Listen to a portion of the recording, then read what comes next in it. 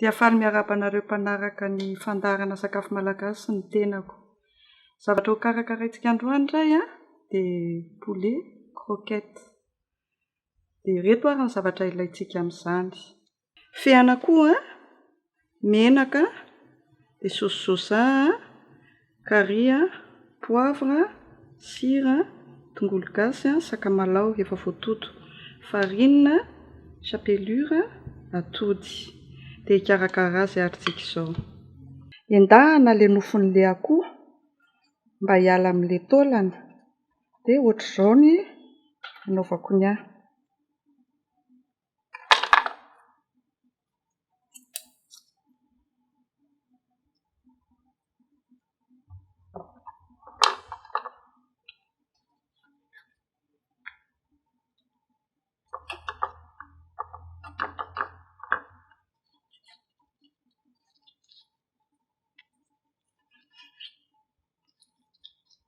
Raha tianao endahana ny hodiny dia azonao endahana. Fa ty ataoko ity izao ny anahy tsy endahako ny hodiny.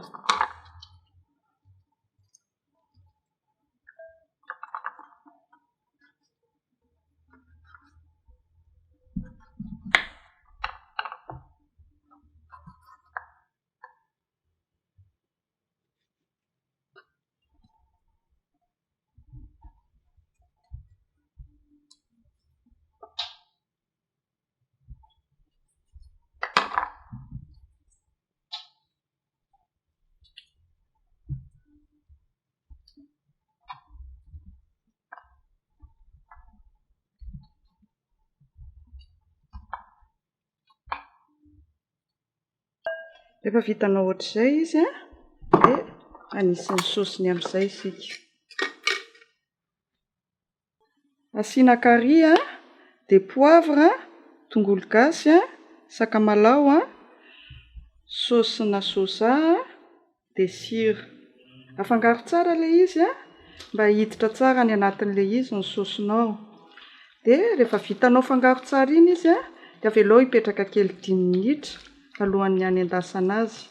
Amin'izay milona tsara ilay saosy nataonao.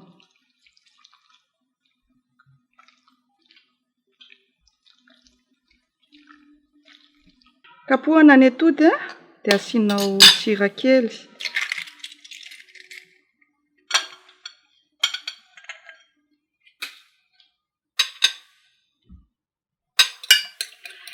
Rehefa mikapoka ny atody anaovana croquette ianao aza kapohana be.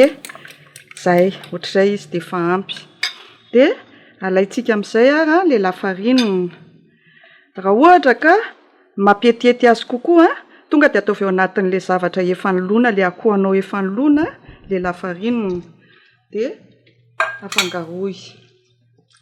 Avy ao anatin'iny izy dia ataonao izay mba haboribory tsara azy. Ny bikan'izany ataonao boribory tsara izy.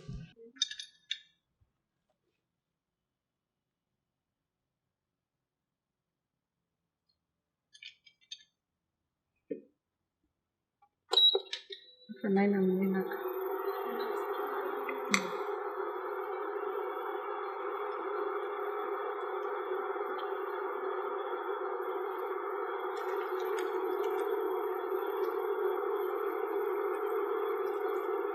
Mandritra ny fotoana anaovanao an'ilay hamola vilanao an'ilay akohanao izany ho paozina fehana akoho ihany dia menaka amin'izay fotoan'izay efa hafanainao.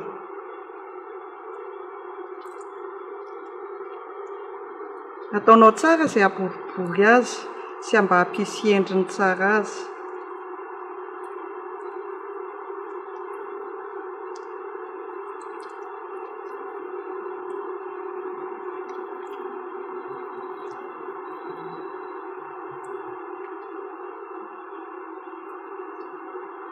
Rehefa vita izy izay dia atsofoka ao anaty atody.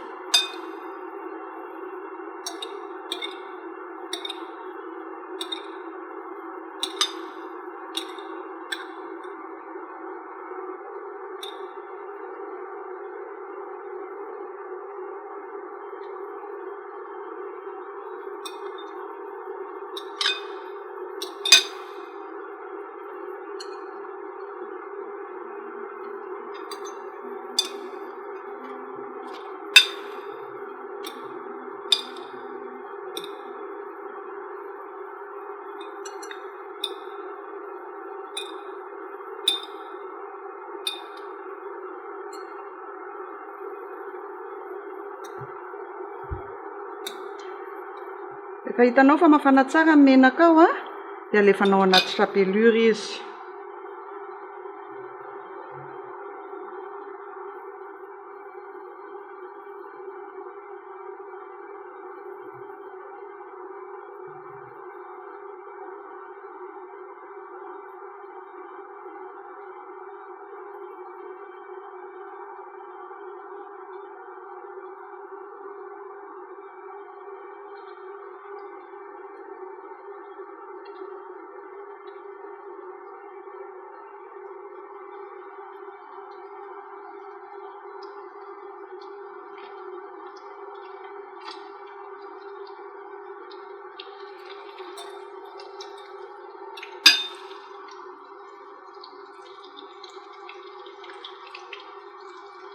Rehefa voarotsaka ao ilay izy dia somary ahenanao ny afo mba tsy hamay an'ilay zavatra dia mba tsara masaka izy amin'izay.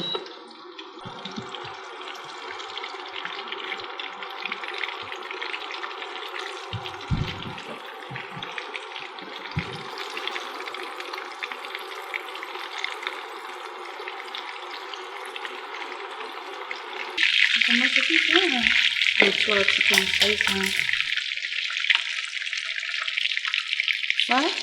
Io zany menana asiako an'ireo zavatra ireo poivron, dia oignon, dia citron, dia tongolo maitso sy kotomila mba hamezaka haingony azy. Fa io arakarak'izay itiavanao azy satria efa nataontsika ny fanaovana crudité.